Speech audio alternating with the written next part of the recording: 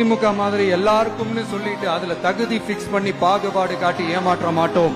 தமிழக முதல்வர் தேர்தல் வாக்குறுதியாக சிறு குறு விவசாயிகள் வாங்கிய பயிர்க்கடன் முழுவதையும் தள்ளுபடி செய்வோம், பெரிய விவசாயிகளுக்கு 50% தள்ளுபடி செய்வோம் என்று அறிவித்தார்கள். ஆனால் இன்றைக்கு கடன் தள்ளுபடி அறிவித்திருக்கிறது பெரிய ஏமாற்றம் அளிக்கிறது.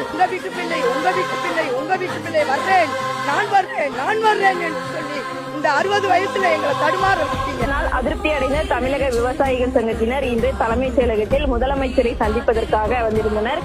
குறிப்பாக அவர்களிடம் அனுமதி இல்லாத காரணத்தினால் காவல்துறையினர் உள்ளே அனுமதிக்க வந்த நிலையில் தொடர்ந்து வாக்குவாதம் ஈடுபட்டு சாலையில் அமர்ந்து போராட்டத்தில் ஈடுபட்டனர். எல்லா நுழைவாயிலும் அடைத்து விவசாயிகளையும் பொதுமக்களையும் விடாமல் அராஜகத்தில் ஈடுபட்டு வருகிறார்கள். காவல்துறை உயர் அதிகாரிகள் எல்லாம் விவசாயிகளை நாயோட்டுவதை போல ஓட்டி வேலையை அடக்கி வருகிறார்கள். இந்த அரசை விவசாயிகள் சங்கம் வன்மையாக கண்டிக்கிறது.